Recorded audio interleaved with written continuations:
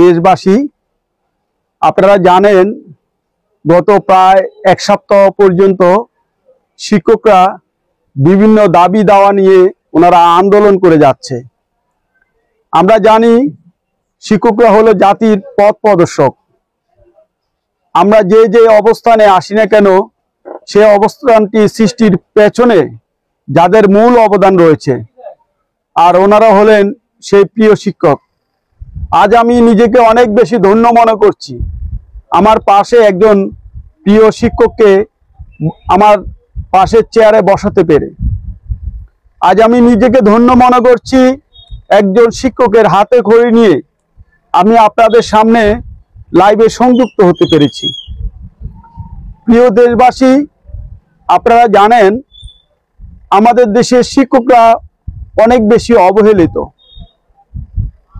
ওনারা রাজনীতির সাথে তেমন কোনো সম্পৃক্ত নেই, অথচ বহির্বিশ্বের দিকে তাকালে আমরা দেখি সে সকল দেশের যে সকল শিক্ষকরা রয়েছে ওনাদের বেতন ভাতা অনেক বেশি। অথচ বড় দুঃখের বিষয়, পরিতাপের বিষয়, আমাদের দেশের শিক্ষকরা সে সকল বেতন ভাতা থেকে অনেকাংশে পিছিয়ে রয়েছে।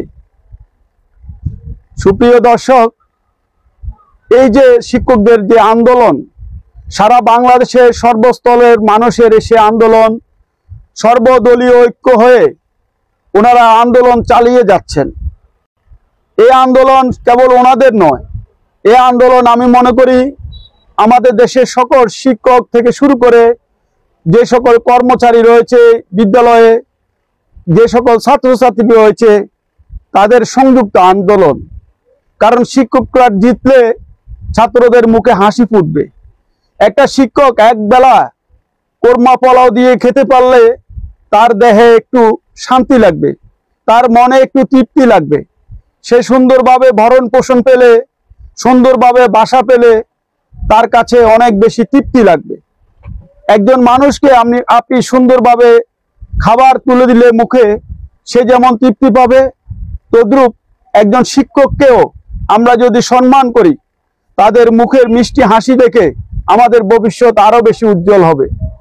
প্রিয় বন্ধুগণ, আপনারা জানেন ওনাদের যে একটি দাবি রয়েছে 25% ওনাদের যে বাসা 20% যে বাসা ভাড়া, সে 20% বাসা ভাড়া বৃদ্ধির জন্য। একজন শিক্ষকরা যে সামান্য বেতন পায়, সে বেতনে ওনাদের পরিবার পরিজন নিয়ে দুবেলা দুমুঠো ভাত খেতে গিয়ে ওনারা হিমশিম পোহাতে হয়। প্রতিদিন ওনাদের 3 থেকে 400 টাকা বেতন পড়ে। অথচ সাধারণ যারা খেটে খাওয়া মানুষ, ওরা কাজ করে, ওদেরও প্রায় প্রতিদিন 800-900 টাকা ইনকাম হয়। সে আয় দিয়ে তারাও হিমশিম পোহাতে হচ্ছে। অথচ একজন শিক্ষক মাত্র সামান্য বেতন 3 থেকে 400 টাকা বেতনে পেয়ে তার সংসার চালাতে হয়, তার ছেলে মেয়েদের সুশিক্ষিত করতে হয়, এদেশের অন্যান্য পরিবারের অভিভাবকের ছেলে মেয়েদেরকে সুশিক্ষিত করতে হয়। আজ কেন এত বৈষম্য? আমি জানতে চাই, আপনাদের কমেন্টের মাধ্যমে সেই সদুত্তর আমি পেতে চাই। আজ 75% যে সকল কর্মচারী রয়েছে ওনাদের বেতন বৃদ্ধির জন্য, উৎসব ভাতার জন্য ওনারা চেষ্টা চালাচ্ছেন। একটা স্কুল কলেজের যে কর্মচারী রয়েছে, সাধারণ পিয়ন থেকে শুরু করে অন্যান্য যারা আছে, তারা যে সামান্য বেতন পায়, সে বেতনে তারা সমাজে টিকে থাকতে অনেক বেশি কষ্ট হয়। আমি একটি বিষয় বলতে অবশ্যই আমার কাছে কষ্ট লাগে। আপনারা দেখবেন একজন সাধারণ পিয়নের মেয়ে বিয়ে দিতে গেলে কত হিমশিম পোহাতে হচ্ছে। আমি দেখেছি, আমার জানা মতে একজন পিয়নের মেয়ে দেখতে অনেক রূপবতী, সে মেয়েটি সুশিক্ষিত হবার পরও তার বিয়ের জন্য ছেলের পক্ষ যখন আসে, ঠিক তখন সেই মুহূর্তে বলে ওঠে যে তোমার বাবা সামান্য বেতনের একজন পিয়ন। সেটি একটি লজ্জাজনক ব্যাপার। আমরা শুধু শিক্ষকদের কথা ভাবলে হবে না, পাশাপাশি যে সকল কর্মচারী রয়েছে বিদ্যালয়ে কাজ করে যাচ্ছে, যে সকল কর্মচারী রাতে পাহারা দিয়ে এই বিদ্যালয়কে সুন্দরভাবে যেন চুরি ডাকাতির হাত থেকে বাঁচাতে চেষ্টা করে যাচ্ছে, সে সকল কর্মচারীদের পক্ষ আমি কথা বলতে চাই। সুপ্রিয় দেশবাসী, আমি একজন নগণ্য মানুষ, একজন সাধারণ জ্ঞানী, একজন সাধারণ খেটে খাওয়া মানুষ। আমি ওনাদের সমর্থন করছি এই কারণে আমিও একজন শিক্ষকদের থেকে হাতে করে নিয়েছি। আপনারা জানেন এই যে শিক্ষকদের যে মেডিকেল ভাতা দেওয়া হচ্ছে 500 টাকা, সেই মেডিকেল ভাতা আপনি কি বলবেন এই 500 টাকা দিয়ে একটি পরিবার পরিজনের হয়? আপনি বুকে হাত দিয়ে বলতে পারবেন কখনো এই 500 টাকা দিয়ে সুন্দর একটি সংসারের যে সকল অসুখ বিসুখে যে সকল তথ্য থেকে শুরু করে ওষুধ দরকার, এই 500 টাকা দিয়ে কখনো সমাধান হয়? আপনি হাসপাতালে যাবেন, একটা ডাক্তার দেখাবেন, সেখানে 700 থেকে 900 টাকা ভিজিট দিতে হয়, থাকতো আপনার ওষুধ ক্রয় করতে হবে। আপনি তাহলে চিন্তা করুন শিক্ষকরা কোন পর্যায়ে পড়ে আছে। আমি কাউকে খাটো করছি না, একজন শিক্ষক জাতির পথ প্রদর্শক, সমাজের দর্পণ স্বরূপ একটা সমাজকে তারা পরিবর্তন করতে পারে, কিন্তু আমরা ওনাদের শ্রদ্ধা ভরে ওনাদের স্মরণ করতে চাই না। একজন শিক্ষক কষ্ট পায়, ক্যান্সারে মারা যায়, আমরা কয়জন তার কাছে গিয়ে দাঁড়াই? অথচ একজন রাজনীতিবিদ, সাধারণ একজন ক্ষুদে রাজনীতিবিদ হলো আমরা তাকে দেখতে যাই, লোকজনকে একসাথে সানাই বাজিয়ে একসাথে অনেক লোক জড়ো হয়ে গায়ে নিয়ে তাকে দেখতে যাই। অথচ দুঃখের বিষয় আমাদের দেশের একজন শিক্ষক অসহায় হয়ে সে ক্যান্সারে মারা যাচ্ছে, তার পাশে গিয়ে আমরা তেমনটা দাঁড়াই না। একজন শিক্ষক সে খাবারে কষ্ট পাচ্ছে, তাকে নিয়ে একজন জিজ্ঞেস করি না স্যার আপনি কেমন আছেন? অথচ আমরা শিক্ষকের জন্য অনেক কিছুই করি। ছোটবেলা থেকে আজ পর্যন্ত আমরা দেখি একজন শিক্ষক নিজের কথা না চিন্তা করে তাদের ছেলে মেয়েদের কিভাবে মানুষ করবে সে চিন্তায় তারা মগ্ন থাকেন। আজ আমি একটি কথা বলতে চাই, এবছরে যে ফলাফল হয়েছে এতে মনে করি আমাদের ছেলে মেয়েরা বিভিন্ন আড্ডা থেকে তারা লেখাপড়া মনোযোগী হবে। কিন্তু এখন যে বর্তমানে যে শিক্ষকদের যে অবস্থা, ওনাদের পাঠদান বিরত রয়েছে, তাতে শিক্ষকদের চেয়ে আমাদের বেশি ক্ষতি হবে। আমরা যারা অভিভাবক রয়েছি আমাদের ছেলে মেয়েদের লেখাপড়ার বিপর্যয় ভবিষ্যতে আরো বেশি খারাপ হবে, সেই সংখ্যা থেকে আমরা মুক্ত হতে পারবো না। আপনারা দেখেছেন এবছর সারা বাংলাদেশে 58% পাসের হার। ভবিষ্যতে এভাবে যদি শিক্ষকেরা আন্দোলনে বেড়া জালে পড়ে থাকে তাহলে সেখানে 58% থেকে 30% কিংবা 20%-এ চলে আসবে। আমাদের মেধা শূন্য হয়ে যাবে, ছেলে মেয়েদের লেখাপড়ার প্রতি অনীহা চলে আসবে। আপনার অভিভাবক হিসেবে আপনার মেয়েকে আপনি যখন দেখবেন শেষ ফেল করেছে, লেখাপড়া তার বিপর্যয় ঘটেছে, ঠিক সেই মুহূর্তে তাকে লেখাপড়া বাদ দিয়ে আপনি বিয়ের পিঁড়িতে বসানোর সুযোগ করে দিবেন। দেখা যাবে তার 18 বছরের পূর্বে তার বিয়ে হয়ে যাচ্ছে। বাংলাদেশের জনসংখ্যা আগের চেয়ে অনেকাংশে বৃদ্ধি পাবে এ কম বয়সে বিয়ে হওয়ার দরুন। আমি তাই মনে করি আপনারা সবাই একটু সজাগ দৃষ্টি দিন। মাননীয় উপদেষ্টা, প্রধান উপদেষ্টা সহ অন্যান্য যারা আছেন আপনারা আমার চেয়ে অনেক বেশি জ্ঞানী গুণী, আমি শ্রদ্ধার ভরে আপনাদের সম্মান দেখাই।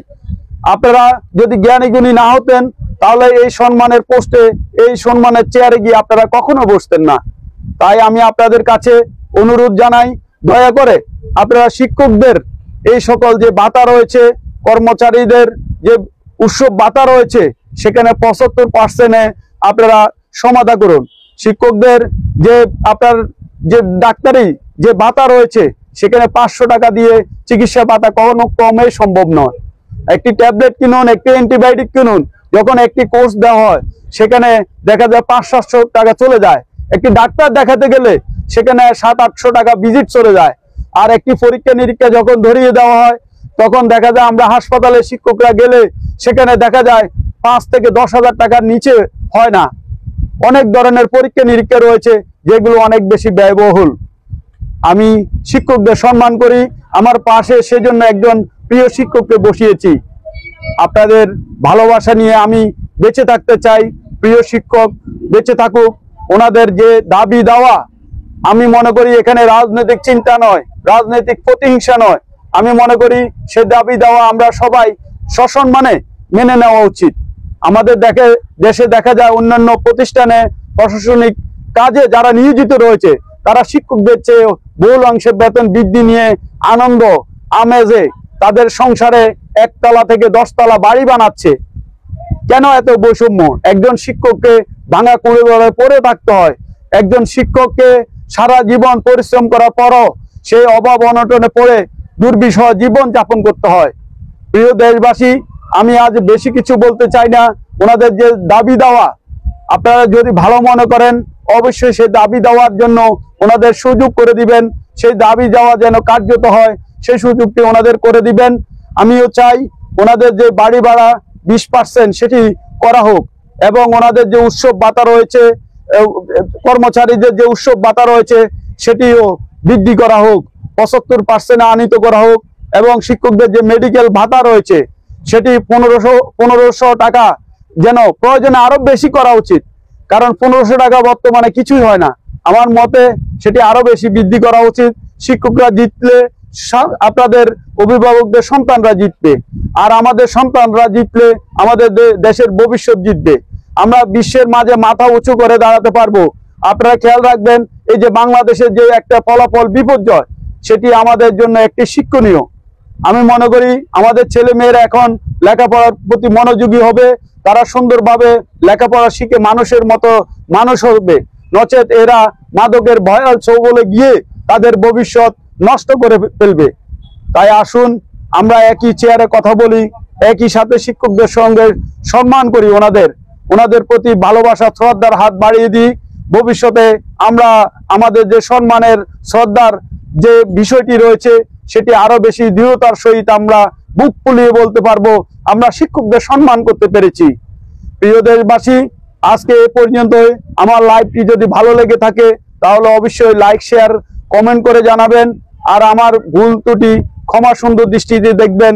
সবার প্রতি শ্রদ্ধা ভালোবাসা জানাচ্ছি, প্রিয় শিক্ষকদের প্রতিও শ্রদ্ধা জানাচ্ছি, ওনাদেরকে সাপোর্ট করছি। আপনারা এমন কোনো আন্দোলন করবেন না যে আন্দোলন দেশের ক্ষতি বয়ে আসবে। আপনারা মানববন্ধন করুন, সুন্দরভাবে আপনাদের আন্দোলন চালিয়ে যান। আপনাদের আন্দোলন ফলপ্রসূ যেন হয় সেই কামনায় ধন্যবাদ সবাইকে। আল্লাহ হাফেজ।